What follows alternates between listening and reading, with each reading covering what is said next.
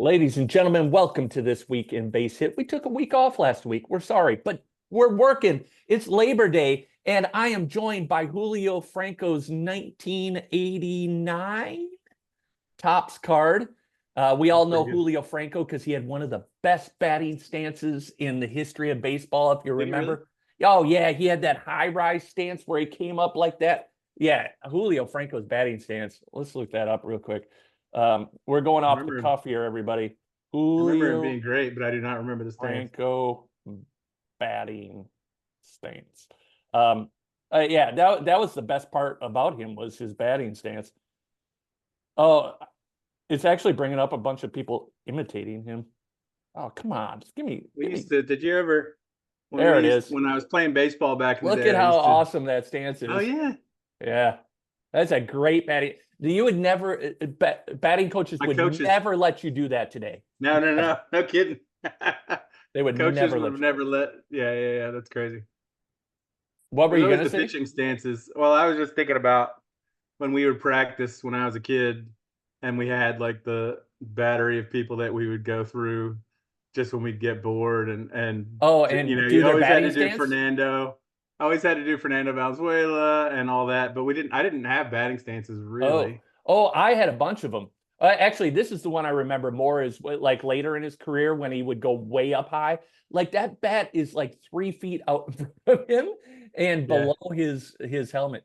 Um, the one I remember is Cecil Cooper, but most people remember it as Rod Carew, where he'd have that stance where he'd keep the bat flat and lean way back, and then he would just yeah, cut into the ball. yeah. We should just make this about batting stances. That's a great topic. We should go out and then we should go out and practice and see if people can guess who we're doing. Well, I was always there's the guy. Have you seen the guy that does the comedian that does batting stances? no, no, no. Oh, the Sklar brothers talk about him all the time. Uh, I He got just if he I would just have, emulates. yeah, and you always know who it is because he does the swing too, and then like he'll do the like Sammy Sosa hop or whatever they do after the swing. Um, And you're supposed to guess it, or does he tell you what it is before? yeah, I mean, if you're a baseball fan, like it's odd. Like you won't think you know, and then you see him do it, and you're like, oh, that's Chipper Jones for sure. But remember That's how amazing. Rod Carew used to hold the bat like that? Yeah, it's ridiculous. Yeah, I remember Rod Carew flirted with 400 one year, I which is remember shocking when I see that. Rod Carew. Yeah, and then Tony Gwynn did it like 3 years later. Tony Gwynn hit 396 one year. I, He yeah, almost did it. I played. I played in high school and then hadn't played and went to college. Hideo Nomo hit, and then I played. There was a day that we played wiffle ball in college, and Do the Hideo Nomo. I got to try out Nomo. Yeah, yeah. I Dude, was just remembering. I think that he might have been the last time that might be the last time I went through the whole thing of trying out different players. Okay, anyway. Hideo Nomo is the one that really broke the floodgates open for the Japanese players. I mean, Yeah. there were Japanese players before that, but it wasn't as common. And then he became such a cultural icon in Japan that like a lot of players wanted to do that, including Ichiro, who, you know, really knocked it down. You know how many hits he had in Major League Baseball before he was Who? 26?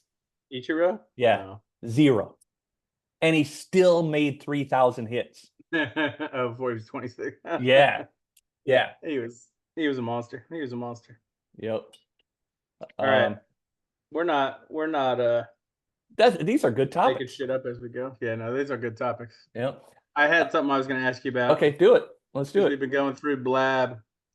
We've been going through the first season of Blab, and I was thinking, and we've got, free agent free agent stuff that's coming out soon, and I was thinking about if you were starting a league right now, what would the perfect settings be if you were starting a league? Settings or rules? Either one, but I was thinking about because we've made so many changes to the settings. Yeah, so Like settings if you were just specifically. starting flat, you knew Okay. you were going to have 24 people that were invested. Yep.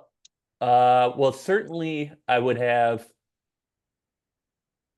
Oh yeah, I see why you're We both asking. believe in there's like basic stuff. There's like eight games a day. Although you like the 2 games a day with Yeah, lawn chair. but no, I would make it 8 games a day. Uh, I would really like to try a league that had this. This has to have some rules to go along with it, but the setting would be full visibility on free agency. And only reason being is because I think everybody, like the consensus is one of the other options, either no visibility or partial. But if you, I'm convinced that if you can create a rule set around um, free agent auctions every year, that you could create like a lot of activity and movement in a league um, with finances. And because but the rules would have to be around it that you would do auctions, and there'd be a couple rules to prevent. Well, maybe there wouldn't. I don't know. I'd have to think about that. And then You have along a with it, homebrew idea. you could trade salary cap space. But then it would be a $75 million cap because you're going to be moving a lot of money. And it would be number grades, not letter grades. It would be 8 games a day, and it would be Yeah, your timing. The timing things are the ones that are about to come out in terms of when free agents sign. oh yeah, Um, I like the idea of it like having a daily thing because especially with a league like that, right? Like where you're doing auctions, like I'd want to be able to announce it every like I want to yeah, go live at noon every day and announce the winners of those. I think that could be really fun. A really fun way to do it. I'm suspicious of. Well, I think you're talking about two different things because I I think am. I hear Yeah. what you're saying about the auction idea. I think full visibility is pretty tough, but you're thinking about it as a homebrew mechanism for being able to show where things are going. I think, and Yeah, yeah. Because in an auction, it has to be visible, right? Like yeah, you can do secret auctions or silent auctions, but well, I guess this typically is a silent auction. Yeah, it is a silent auction. You could do secret auctions, but or blind bids, but that's not as fun in an auction environment. Like you want to create buzz. So I it would still, only like if you just did visible for the sake of visible and nothing else, I don't see much point in doing that. yeah. Yeah. There's lots of problems with that, including the fact that bids aren't binding, so you can make the visibility, you can make a bunch of bullshit be visible. Yeah, Um, and that's why I said you'd have to have some rules around it, and then I hesitated. But what I was thinking was that bids would be binding in an auction league like that. You couldn't retract bids. yeah, yeah. I think you'd probably have to do it that way. I'd have to give some thought because I'm spitballing right now, but yeah, I think you'd have to make them Well, binding. I think the reason I asked this in the first place is because you and I are both trying to figure out our preferred. Like, I think we both like hard caps, but we're trying to figure out. Like, my teams suck right now. I haven't figured out how to play correctly with a hard cap. I'm trying to figure out the right number and the right place. Um, we are trying out the some of these free agent settings, and I totally having guys sign every day at noon. Like the first day that we did that, I was like, oh, this is the way to do it. Because then I don't need to check every 3 hours to see if some random person signed or some random person. Yeah. Or somebody Um, else put a bid in. Like yeah. I hate going back and checking my players for bids because it just pisses me off. Yep. Like because you have the first bid disadvantage there. Yep. And here, like there's some mechanism that allows you to just check it once. Um, That will be, I think most people will go that direction.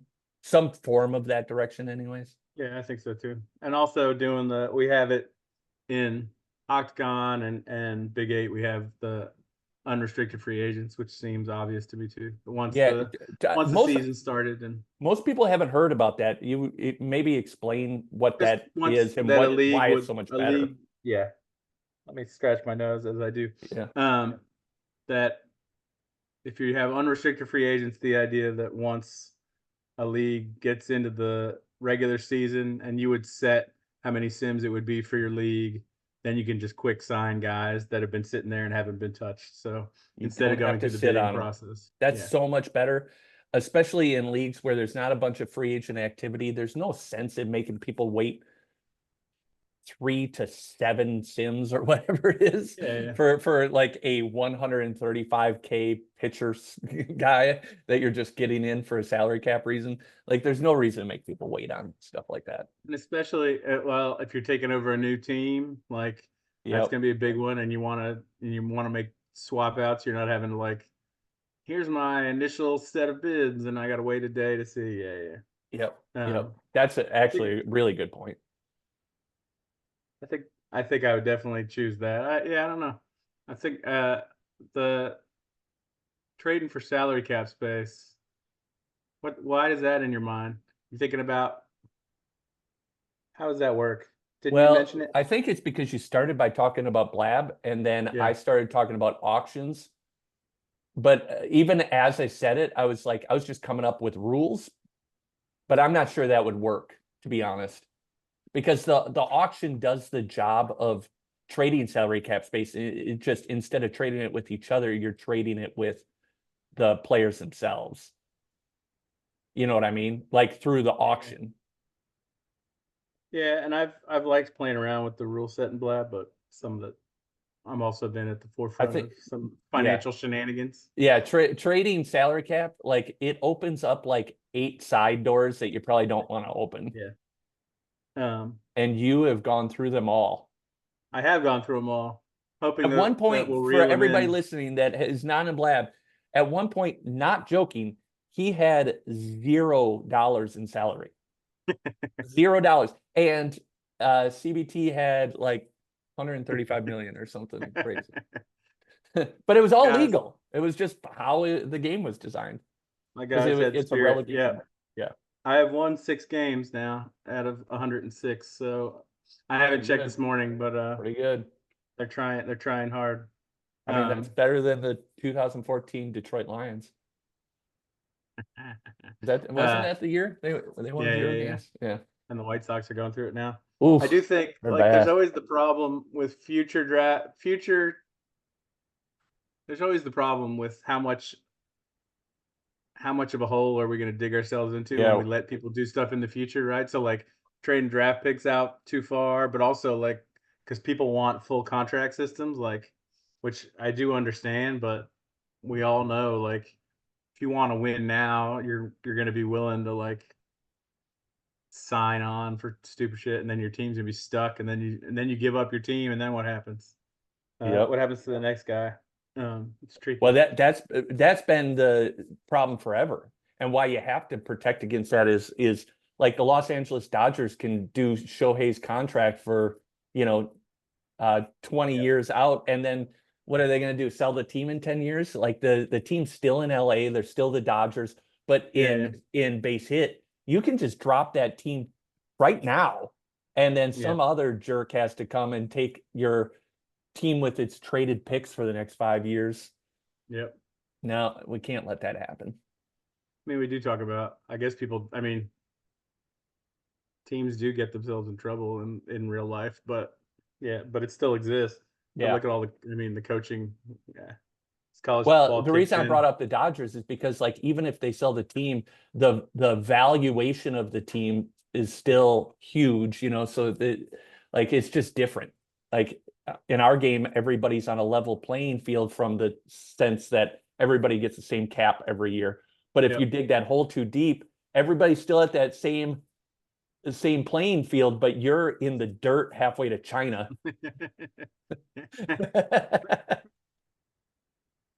That um, was a pretty good yeah, metaphor. Pocketing yeah, that it's one. pretty good. No. The Blab. It's for next year, and yeah, I don't ever know how when we think about contracts, like I think that's always going to be a specialty thing of Yeah. long-term contracts because you're always. I mean, it's hard. It's nice to imagine everybody's going to be like thinking about the future and trying to plan out, but all the motivation's always going to be, I'm just going to trade the future away like Well, crazy. well, I do think like we can take we talked about it at length. I do think there's a half step there because I don't think people really appreciate the amount of variables true contracts open up that will require such a high level amount of coding, and it will be fundamentally broken when it first comes out, and we'll be patching shit forever. So we can't just do that. But we could do that half measure that we talked about before, where it's like, okay, we could have that restricted free agency where everybody is under contract automatically from draft to age 27 or 28 or whatever it is, and then they automatically become free agents. I still like that idea. Yeah, Hey, I think there we go. I think there's something in that where you just do that once and it keeps a league moving. I think that's a good half measure where we can at least do that. And it's kind of emblematic of what baseball does, right? Like you get a contract for 4 years pre-arbitration, 2 arbitration years, and then they're free agents. So you get 6 years. And so at 28 or 29 probably makes sense. My thought has always been make them more expensive. You could still, I think people still love having a guy forever. And I like the idea of allowing people to do that, but you just got to start paying through the nose if you really want to keep them that long. Just keep going. But anyway. And but you know, every league can do what they want, right? Like you can be in one league that's just like that. Like, and you play like that. You don't like that shit? Don't be in that league. Yep. We have everything you want at BaseHit.